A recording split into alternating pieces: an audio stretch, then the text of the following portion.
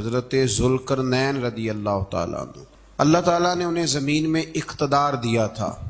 4 لوگ دنیا میں ایسے ہو چکے ہیں جنہیں اللہ تبارک و تعالیٰ نے پوری دنیا میں اقتدار دیا، ایک وقت میں پوری دنیا کا ایک ہی بادشاہ۔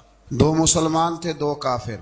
مسلمانوں میں حضرت سلیمان علیہ السلام اور جناب ذوالقرنین علیہ السلام، اور کافروں میں بخت نصر اور نمرود۔ یہ 2 لوگ ہیں جنہیں اللہ نے پوری دنیا میں اقتدار دیا، اور پھر اس کے بعد آنے والے وقت میں اللہ تعالیٰ امام مہدی کو سارا اقتدار عطا فرمائے گا پوری دنیا کا۔ حضرت ذوالقرنین کے بارے میں 2 روایات ہیں، ایک تو یہ ہے کہ وہ نبی تھے اور ایک یہ ہے کہ نہیں وہ ولی تھے، لیکن مجھے حضرت مولا علی شیر خدا رضی اللہ تعالیٰ عنہ کا قول ملا ہے جس میں آپ نے فرمایا کہ نہیں وہ نبی نہیں تھے، تو اس لیے میرا نظریہ یہی ہے کہ وہ اللہ کے ایک نیک بندے تھے۔ اللہ نے انہیں پوری زمین میں اقتدار دیا۔ وہ ایک مہم پہ نکلے، ان کا ارادہ بنا کہ میں ذرا دنیا کا چکر لگاؤں، تو انہوں نے سفر شروع کیا کہ میں دیکھوں ذرا سورج غروب کہاں ہوتا ہے۔ تو فرماتے میں پہنچا، بڑا گیا، لیکن میں اس مقام تک پہنچ گیا جہاں سورج غروب ہوتا ہے، تو پھر میں نے دیکھا کہ ایک سیاہ کنواں ہے جس کے اندر جا کے وہ چھپ گیا ہے، لیکن رب کریم کی اس حقیقت تک میں پہنچ سکا نہیں۔ پھر آپ فرماتے ہیں کہ میں آگے نکلا تو مجھے ایک قوم کے بارے میں بتلایا گیا جو بڑی خونخوار قوم تھی، بڑی خونخوار، اس کو یاجوج اور ماجوج کہا جاتا ہے۔ یہ قوم اتنی خونخوار تھی کہ یہ درندوں کو بھی کھا جایا کرتے تھے، اتنے لمبے چوڑے ان کے قد تھے، اتنے زیادہ طاقتور تھے کہ سانپ اور بچھو بھی کھا جاتے تھے۔ یہ نکلا کرتے تھے سبزے کے دنوں میں تو ساری کھیتیاں اجاڑ جاتے تھے، ہر چیز تباہ کر جاتے تھے، حتیٰ کہ انسانوں تک کو کھا جاتے تھے۔ تو حضرت ذوالقرنین جب وہاں پہنچے، اللہ تبارک و تعالیٰ نے انہیں ان مظلوم لوگوں کا مددگار بنایا جن پر یاجوج اور ماجوج کی قوم ظلم کرتی تھی۔ انہوں نے آپ سے کہا کہ حضور مہربانی فرمائیں، اس قوم سے تو ہماری جان چھڑائیں۔ آپ نے فرمایا تم میری مدد کرو۔ انہوں نے کہا حضور کس طرح؟ فرمایا بس جسمانی طور پر میری مدد کرو۔ تو آپ نے پھر وہاں ایک دیوار بنائی، لوہا کاٹ کر، سیسا پگھلا کر، پتھر ڈال کر ایک بڑی موٹی تازی دیوار بنائی، اور اتنی اونچی بنائی، اور پھر اس کے چاروں جانب آگ جلائی تاکہ وہ لوہا اس طرح پگھل جائے کہ وہ دیواروں کے ساتھ چپک جائے، تاکہ کوئی آدمی پیر رکھنا چاہے تو پیر رکھ کے اس پہ چڑھ نہ سکے۔ آپ نے وہ دیوار بنائی۔ اب اس قوم کا حال یہ ہوا کہ وہ اس کے اندر قید ہیں، وہ صبح جب اٹھتے ہیں تو اس کو توڑنا شروع کرتے ہیں، توڑتے رہتے ہیں، تو جب شام ہوتی ہے تو ان میں سے ہر روز ایک شخص کہتا ہے اتنی رہنے دو، باقی کل کریں گے، لیکن جب وہ سویرے اٹھتے ہیں تو اللہ تعالیٰ اس دیوار کو پھر سے مضبوط فرما دیتا ہے۔ نبی کریم علیہ السلام نے فرمایا قرب قیامت میں ایک وقت آئے گا، قیامت کے قریب جا کے ایک ٹائم ایسا آئے گا کہ اس مخلوق میں سے ہی ایک شخص پکارے گا اور پکار کے کہے گا کہ اب سو جاؤ انشاءاللہ۔ اللہ ان کی زبان پہ جاری کہے گا اب سو جاؤ اور سویرے انشاءاللہ یہیں سے شروع کریں گے۔ تو فرمایا وہ چونکہ انشاءاللہ کہیں گے تو پھر اللہ تبارک و تعالی اگلے دن اس دیوار کو وہیں پہ رکھے گا جہاں رات کو انہوں نے اسے چھوڑا تھا۔ اگلے دن وہ توڑیں گے تو دیوار ساری ٹوٹ جائے گی، اور پھر اللہ تبارک و تعالی کا فضل ہوگا تو مسلمان کی طرف وہ بڑھیں گے، وہ قتل و غارت کریں گے، پھر سے وہی درندگی کریں گے، تو پھر حضرت عیسیٰ علیہ السلام ان کے لیے دعا کریں گے۔ تو دعا کا یہ حال ہوگا کہ ان کے وجود پر کچھ ایسی چیزیں برآمد ہوں گی جن کی وجہ سے وہ مر جائیں گے، ختم کر دیے جائیں گے، قیامت کے قریب جا کے وہ دوبارہ آئیں گے۔ اس کے بعد پھر اللہ تبارک و تعالیٰ نے سورہ کہف کی آخری آیات میں 7 سمندر اور ان جیسے اور بھی آ جائیں، فرمایا 7 سمندر ہوں اور ان جیسے اور بھی آ جائیں اور مل کر وہ روشنائی بن جائیں تو میرے رب کے کلمات ختم ہونے سے پہلے سمندر ختم ہو جائیں گے۔ اور آخری آیت میں اللہ تعالیٰ نے فرمایا کہ اے رسول صلی اللہ تعالی علیہ وسلم آپ کہہ دیجئے کہ میں تمہاری طرح ہی ایک بشر ہوں، انا بشر مثلکم، میں بھی تمہاری طرح ایک۔ اب مثلکم کا بہت سارے لوگوں نے ترجمہ اپنی طرح کا کر لیا ہے، حالانکہ حضور صلی اللہ تعالی علیہ وسلم نے فرمایا کہ بشر ہونے میں تمہاری طرح ہوں، رسول ہونے میں تمہاری طرح نہیں، اللہ کا حبیب ہونے میں تمہاری طرح۔ اور وہ یہ جو میں کہہ رہا ہوں نا نہیں، تو یہ صحیح بخاری کے لفظ ہیں، حضور نے فرمایا ایکم مثلی، کون ہے تم میں جو میری طرح ہو؟ اور تو اپنے رسول کے بارے میں یہ کہے کہ بکریاں چرا رہے تھے تو معاذ اللہ انہیں پتہ ہی نہیں تھا کہ میں نبی بن جاؤں گا، ایسی کوئی بات نہیں۔ اعلیٰ حضرت فرماتے ہیں اللہ اللہ وہ بچپنے کی پھبن، یعنی بچپن میں بھی رنگ ڈھنگ نرالے تھے میرے رسول. اللہ اللہ وہ بچپنے کی پھبن، اس خدا بھاتی صورت پہ لاکھوں سلام، اس خدا بھاتی صورت پہ. اور مرحوم اعظم چشتی نے بھی ایک جملہ بڑا خوبصورت کہا، اس نے کہا تیری حیات پاک کا ہر لمحہ پیغمبر لگے. انہوں نے اپنے چچا کو بے جان بتوں کی عبادت سے روکا، عذاب الہی سے ڈرایا. اس نے کہا کہ آپ ہمیں ہمارے خداؤں سے پھیرنا چاہتے ہیں، اس سے رک جائیں ورنہ ہم آپ کو سنسار کر دیں گے. ابراہیم علیہ السلام نے کہا کہ میں آپ کے لیے اپنے رب سے استغفار کرتا رہوں گا، وہ مجھ پر بہت مہربان ہے. تو اللہ تبارک و تعالیٰ نے انہیں اسحاق علیہ السلام بیٹے اور یعقوب علیہ السلام پوتے کی بشارت دی، اور یہ بھی فرمایا کہ یہ دونوں نبی بھی ہوں گے. پھر آیت نمبر 51 سے لے کر 58 تک مختلف انبیاء کا ذکر ہے. اللہ تعالیٰ نے اس میں فرمایا کہ حضرت موسیٰ کو برگزیدہ رسول، نبی اور اللہ کا رازدار کہا گیا، اور حضرت ہارون کی نبوت کا بیان بھی ہوا، اور حضرت اسماعیل کو وعدے کے سچے، نماز اور زکوٰۃ کا حکم دینے والے رسول اور نبی اور اللہ کا پسندیدہ قرار دیا گیا. ادریس علیہ السلام کو صدیق نبی قرار دیتے ہوئے فرمایا کہ ہم نے ان کو بلند جگہ پہ بٹھایا ہے. کہاں ہے ادریس علیہ السلام؟ چوتھے آسمان میں بھی، اور جنت کا قول بھی ہے. دو روایتیں ان کے بارے میں ملتی ہیں. ایک تو یہ ہے کہ وہ حضرت ملک الموت سے ایک دفعہ کہنے لگے تو میرا یار نہیں بن جاتا؟ اللہ ہی بھلا کرے. حضرت اسرائیل کو کہنے لگے دوست بن، جو کہا بن جاتے ہیں، دوستی ہو گئی. فرمانے لگے یار موت کا ذائقہ کیسے چکھاتا ہے؟ کہنے لگا میں آپ کو چکھا دیتا ہوں. آپ کو موت کا ذائقہ چکھایا اور دوبارہ پھر روح ڈال دی، آپ اٹھ کے بیٹھ گئے. کہنے لگے دوزخ تو دکھا، نے وہ بھی دکھا دی. فرمایا جنت تو دکھا، جنت بھی دکھائی. تو کہنے لگا واپس چلیں. فرمانے لگے اب تو نہیں جانا. ہاں کیوں؟ فرمایا رب فرماتا ہے ہم فیہ خالدون، جو جنت میں آئے گا یہیں رہے گا. میں کہا جناب وہ تو پہلے موت کا ذائقہ چکھنا ہے، پل صراط جو دوزخ کے اوپر ہے وہاں سے گزرنا ہے. تو آپ فرمانے لگے یہ دونوں کام میں کر چکا ہوں اور تو نہیں کرائے ہیں، لہذا میں آ گیا ہوں تو میں نے یہیں پہ رہنا ہے. اب حضرت ملک الموت علیہ السلام نے عرض کی مالک یہ تیرا بندہ. فرمایا تیری دوست بھی اس کے ساتھ لگی تھی تو میری توفیق سے ہی لگی تھی، اور یہ یہاں تک آئے بھی میری توفیق سے ہی ہے. میرا ارادہ بن گیا انہیں یہاں رکھنے کا. میری طلب بھی تو تیرے کرم کا صدقہ ہے، میری طلب بھی تو تیرے کرم کا صدقہ ہے. یہ پاؤں اٹھتے نہیں بلکہ یہ اٹھائے جاتے ہیں. تو یہ بھی تو اس کا کرم ہوتا ہے نا کہ وہ کس طرح کر کے کسی کو نوازتا ہے. آیت نمبر 59 میں اللہ تعالیٰ کے فرما بردار اور سرکش بندوں کے احوال اور جو ان کے آخرت میں احوال ہوں گے ان کا ذکر کیا گیا ہے. آیت نمبر 66 میں بتایا گیا ہے کہ منکرین آخرت حیات بعد الموت کے بارے میں ہمیشہ شک میں مبتلا رہے.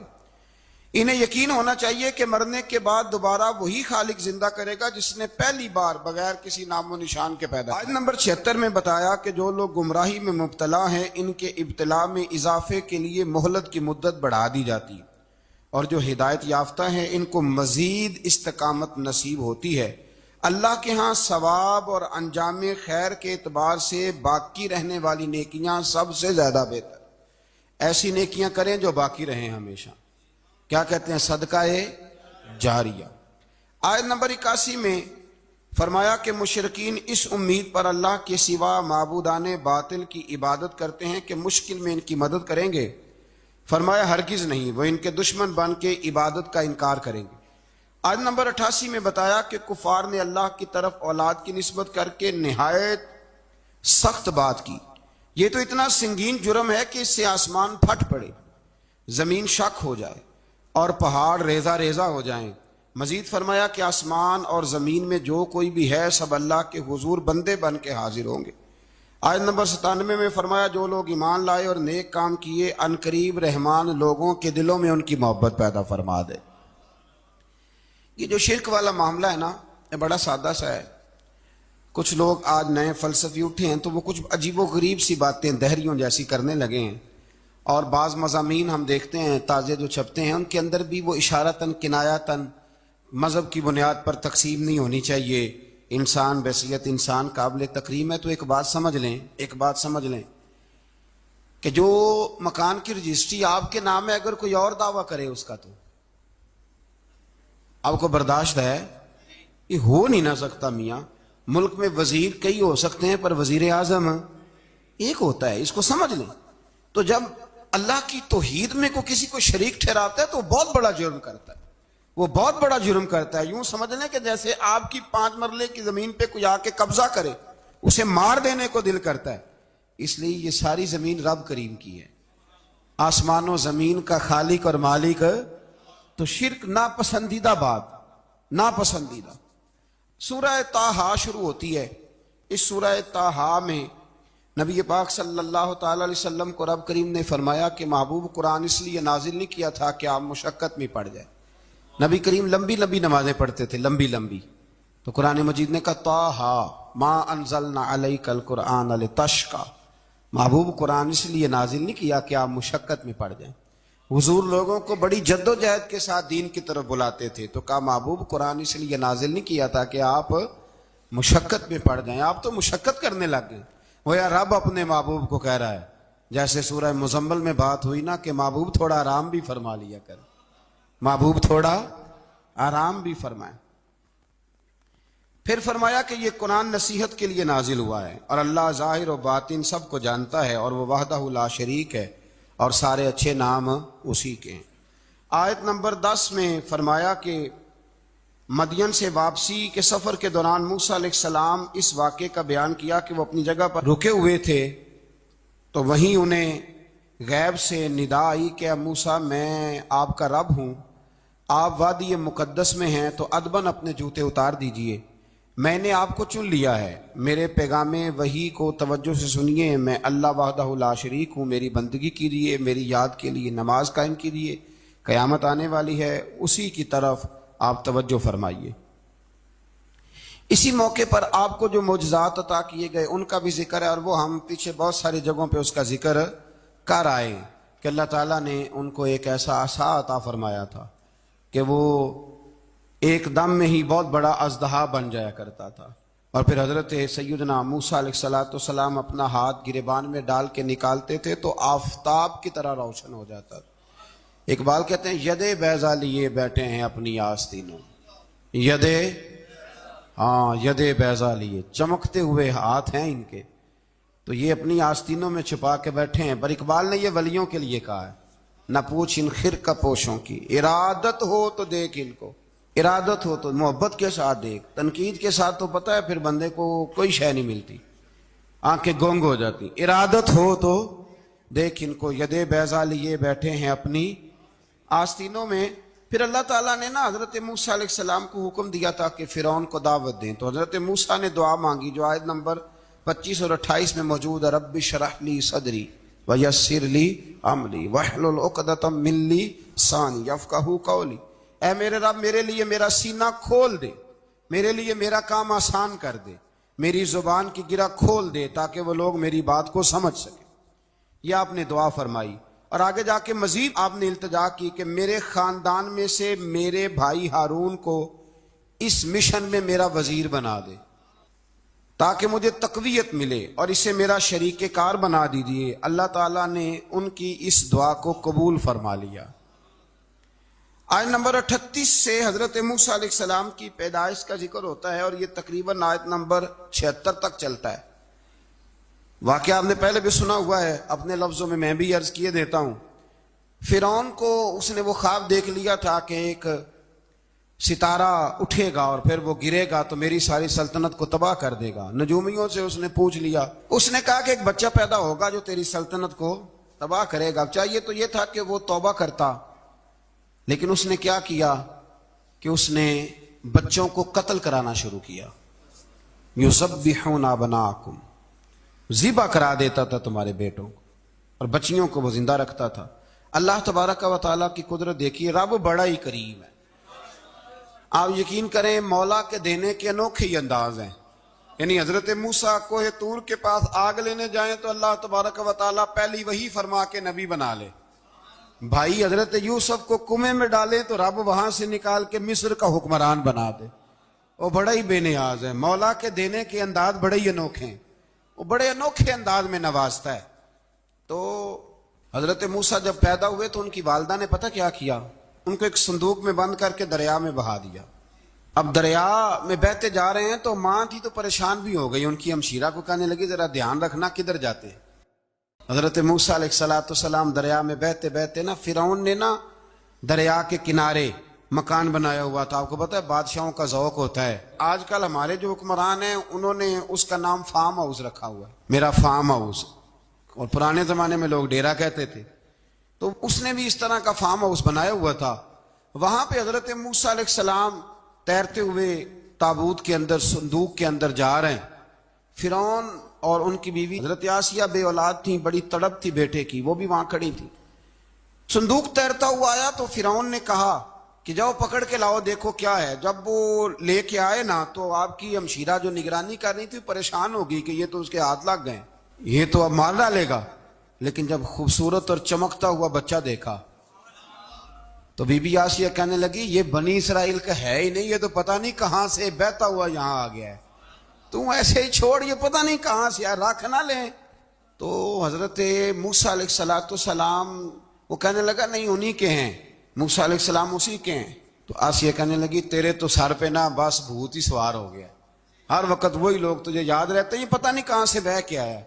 اب رکھ لیا, مان گیا فرعون. آپ فرعون کے گھر میں جو اس لیے بچے مروا رہا تھا کہ میری سلطنت حضرت موسیٰ پیدا نہ ہو جائیں, تو اسی کے گھر میں پرورش پانے لگے, اسی کے گھر میں. اب عورتیں منگائی گئی دودھ پلانے کے لیے, تو حضرت موسیٰ علیہ السلام کسی بی بی کا دودھ نہیں پیتے, تو آپ کی ہمشیرہ نہ وہیں دائیں بائیں گھومتی رہتی. تو کہنے لگی جناب آسیہ سے کہ میں ایک بی بی کو جانتی ہوں, بڑی صاف ستھری ہے, مجھے امید ہے یہ بچہ اس کا دودھ پیے گا. تو فرعون کہنے لگا دوڑ کے لا. تو وہ اپنی والدہ کو لے کے آئیں, تو حضرت موسیٰ نے فوراً دودھ پینا شروع کر دیا. فرعون کو پھر تھوڑا شک ہوا. ایک روایت یوں بھی لکھی ہے بعض لوگوں نے کہ فرعون ایک دن اٹھایا ہوا تھا حضرت موسیٰ کی, ابھی تھوڑی سی عمر تھی, تو آپ نے اس کی داڑھی پکڑ کے تو ایک گھونسا دے مارا. جلالی تو شروع سے ہے نا. تو کہنے لگا آسیہ تو مان نہ مان یہ بچہ وہی ہے. تو حضرت بی بی آسیہ کہنے لگی کہ تجھے غلط فہمی ہے, یہ وہ نہیں ہے. اس نے کہا دیکھو نا یہ تو اٹھاتی ہے تو پیار کرتا ہے, اور میرے جب قریب آتا ہے تو اس کے لب و لہجے میں تلخی محسوس کرتا ہوں. اس نے کہا بچوں کو کیا پتا. خیر ایک طرف اس نے کھانے پینے کی چیزیں رکھ دی, ایک طرف انگارے رکھ دیے. وہ بھی حضرت آسیہ کہتی ہیں کہ تجھے سمجھ آئے بچے بچے ہوتے. حضرت موسیٰ بچے تو تھے پر تھے تو اللہ کے نبی نا, اللہ کے نبی تھے. جب اس نے کہا نا یہ بچے ہیں, تو حضرت موسیٰ علیہ السلام بجائے انگاروں کی طرف جانے کے نبی تھے, وہ سیدھے کھانے پینے والی چیزوں کی طرف بڑھنے لگے. فرعون کہنے لگا اب بتا. اللہ تعالیٰ نے حضرت جبریل کو بھیجا, انہوں نے کہا ادھر نہیں جانا آپ ادھر جائیے. تو آپ آگ کی طرف گئے اور ایک کوئلہ اٹھا کے زبان پہ رکھ لیا. تو آسیہ کہنے لگی سمجھ آئی, بچے کو کیا پتا کدھر جانا ہے کدھر نہیں جانا. اگر وہ اتنا ہی خیال ہوتا وہی بچہ ہوتا تو آگ. اور بعض مفسرین نے لکھا ہے یہ جو حضرت موسیٰ دعا مانگتے تھے نا رب اشرح لی صدری ویسر لی امری, یہ وہ آگ کا انگارہ جب کوئلہ منہ میں رکھا تھا نا تو اس کی وجہ سے زبان میں کچھ لکنت آ گئی. تو آپ دعا کرتے تھے کہ یا اللہ میری زبان کی وہ بند گرا کھول دے تاکہ میں کھل کے فرعون کے سامنے بات کر سکوں. وہیں حضرت موسیٰ پلنے لگے, وہیں پلے, وہیں جوان ہوئے, وہیں اللہ نے ساری دولتیں دی, بہن بھی ملی, ماں بھی ملی, اور سارے عزیزوں کا پیار بھی ملا. اسی گھر کے اندر اللہ نے پرورش کر کے فرعون کے ظلم سے بنی اسرائیل کو نجات عطا فرمائی. آج نمبر 77 سے موسیٰ علیہ السلام کو حکم ہوا کہ راتوں رات بنی اسرائیل کو لے کے نکل جائیں. انہیں اللہ کی طرف سے یقین دلایا گیا کہ ان کے لیے سمندر میں خشک راستہ نکال لیا جائے گا. فرعون نے ان کا تعاقب کیا اور سمندر میں غرق کر دیے گئے. اس مقام پر اللہ تعالیٰ نے بنی اسرائیل پر اپنے احسانات کا ایک بار پھر ذکر فرمایا. حضرت سعد بن ابی وقاص رضی اللہ تعالیٰ عنہ بھی ایک دن جہاد کے لیے نکلے تو رستے میں سمندر آ گیا. حضرت موسیٰ کی قوم کو نا سمندر نے رستہ دیا تھا, تو جناب سعد بن ابی وقاص سمندر کے کنارے کھڑے ہو کے, اب وہ لوگ پوچھنے لگے حضور کیا کرنا ہے. فرمایا کرنا کیا ہے, ابھی دیکھیں کیا ہوتا ہے. تو فرمانے لگے وہ سمندر و دریا اگر تو حضرت موسیٰ کی نافرمان قوم کو رستہ دیتا ہے تو ہم تو رسول اللہ کے فرما بردار غلام ہیں, ہمیں بھی رستہ دے. تو 12 رستے بن گئے دریا میں سے. جناب سعد بن ابی وقاص لشکر لے کے گزر گئے, باہر گئے تو ایک دفعہ پھر صحابہ کو یقین دلایا. فرمایا کسی کی کوئی چیز تو نہیں رہ گئی دریا میں. دشت تو دشت ہیں دریا بھی نہ چھوڑے ہم, بحر ظلمات میں دوڑا دیے. اب میں کیا کروں, علامہ اقبال نے ہر جگہ کلام لکھا ہے, ہر جگہ. یہ آپ کو پتہ نا ایک صاحب مجھے بھی سمجھا رہے تھے, میں نے جمعے میں بھی وضاحت کی. کہنے لگے آپ اقبال کی بڑی تعریفیں کرتے ہیں. میں نے کہا مجبوری ہے، وہ کام ہی تعریفوں والے کرتے ہیں تو ہو جاتی ہیں، کیا کیا جائے. آمدام برسر مطلب. تو حضرت سعد بن ابی وقاص نے پوچھا کچھ رہ تو نہیں گیا؟ کہا جناب پیالہ رہ گیا میرا مٹی کا دریا میں. تو حضرت سعد بن ابی وقاص کہنے لگے کوئی مسئلہ نہیں، ہم رسول اللہ کے غلام ہیں. اور اس پر بڑی دلائل ہیں، وقت نہیں ہے آگے بڑھنا ہے. فرمایا او دریا، او ہمارا پیالہ تو واپس کر دے. تو ایک لہر آئی تو پیالہ بھی کنارے پہ پھینک گئی. تو اللہ تعالیٰ نے حضرت موسیٰ علیہ السلام کو کی قوم کو وہاں سے نجات دی. آیت نمبر 85 سے سامری کا ذکر ہے. سامری ایک جادوگر تھا. جب حضرت موسیٰ علیہ السلام تشریف لے گئے نا کوہ طور پہ، تو اس نے سونے کا ایک بچڑا بنا دیا تھا اور اس کے منہ میں ایسی تاریں اس نے لگائی تھیں کہ جب ہوا چلتی تھی تو وہ تاریں بجتی تھیں. مفسرین نے لکھا ہے. تو بنی اسرائیل والوں کو یہ کہتا تھا دیکھو یہ بولتا ہے. تو بڑے کمزور ایمان کے لوگ تھے، اس طرف متوجہ ہو گئے. حضرت موسیٰ علیہ السلام واپس آئے تو انہوں نے پوچھا کہ یہ ماجرا کیا ہے. تو اس نے کہا کہ میں نے نا حضرت جبریل علیہ السلام کا گھوڑا جب چل رہا تھا تو ان کے پاؤں سے جو مٹی لگ رہی تھی وہ مٹی میں نے تھوڑی اٹھا لی تھی اور وہ میں نے اس کے منہ میں رکھی ہے، جس کی وجہ سے اس کے منہ سے آواز ہے. وہ مٹی کب اٹھائی تھی وہ بھی لکھا ہے مفسرین نے کہ حضرت موسیٰ علیہ السلام نے جب کہا نا بنی اسرائیل والوں کو کہ گھوڑے ڈالو اندر، حالانکہ رستے بن بھی گئے تھے، پھر بھی کہنے لگے ایسا نہ ہو کہ اندر جائیں تو پانی پھر آ جائے. تو یہ جاتے نہیں تھے، ڈرتے تھے، کمزور ایمان کے لوگ تھے نا. اصل مسئلہ نا اندر کا ہے. آپ یقین کریں یہ بڑی باکمال بات ہے. میں تو اس نتیجے پہ پہنچا ہوں تھوڑی سی زندگی گزار کے کہ یقین اگر مضبوط ہو نا تو انسان کی زندگی کا ہر کٹھن رستہ آسان ہو جاتا ہے.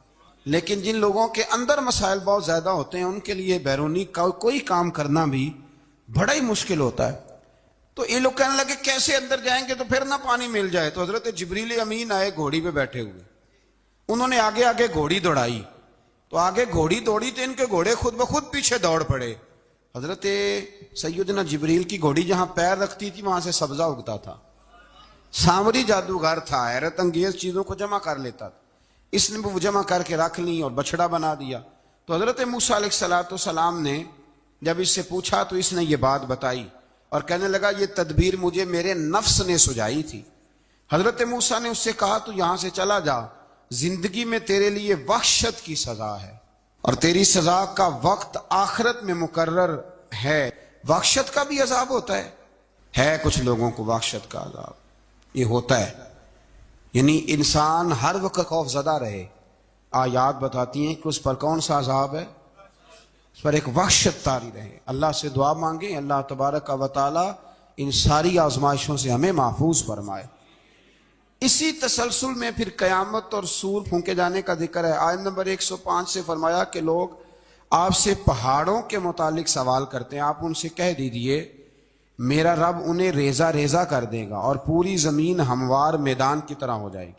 آیت نمبر 109 میں قیامت کی ہولناکیوں کا ذکر ہوا اور فرمایا آج اللہ کی بارگاہ میں کسی کو مجال شفاعت نہیں ہوگی سوائے اس کے جسے وہ اذن شفاعت عطا کرے اور جس کے قول سے وہ راضی ہو. آیت نمبر 110 سے اکڑی گردنوں کے حی و قیوم کے سامنے جھکنے، ظالموں کے نامراد ہونے اور مومنین صالحین کے کامیاب ہونے کا ذکر ہے. آیت نمبر 114 میں علم میں اضافے کی تعلیم کے لیے دعا ارشاد فرمائی گئی ہے جو بڑی معروف ہے، رب زدنی علما. آیت نمبر 115 سے اس بات کا ذکر ہے کہ آدم علیہ السلام جو جنت میں درخت کے قریب چلے گئے تو یہ ان کی بھول اور اجتہادی خطا تھی، اللہ نے خود وضاحت فرما دی، اور انہوں نے قصداً اللہ کے حکم کی نافرمانی نہیں کی.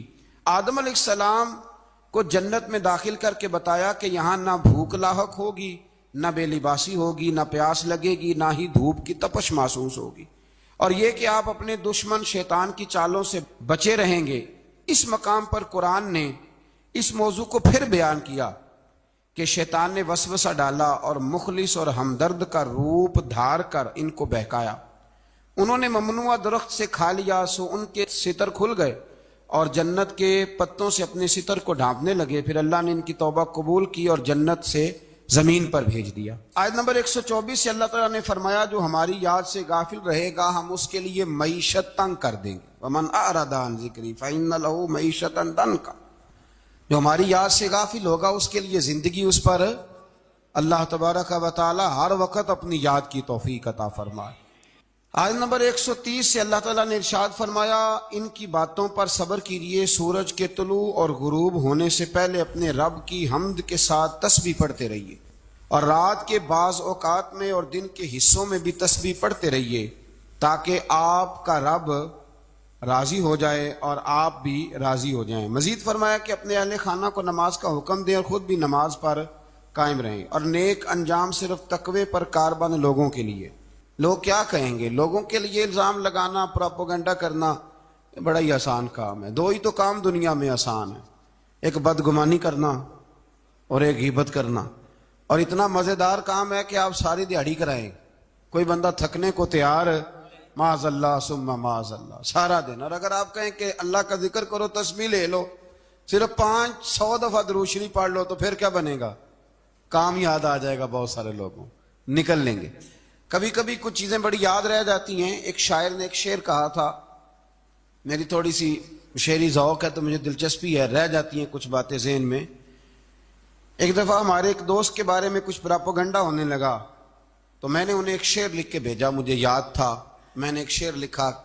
کسی شاعر نے کہا تھا کہ مخلوق تو فنکار ہے اس درجہ کے پل بھر میں، سنگے در کعبہ سے بھی اصنام تراشے۔ کعبے کے اندر سے مٹی لے کے لوگ بت بنا لیتے ہیں اور اللہ کا شریک بناتے ہیں۔ تو کہنے لگا شاعر کہ مخلوق تو فنکار ہے اس درجہ کے پل بھر میں، سنگے در کعبہ سے بھی اصنام تراشے۔ تم کون ہو کیا چیز ہے داغ کبابی، لوگوں نے تو مریم پہ بھی الزام تراشے۔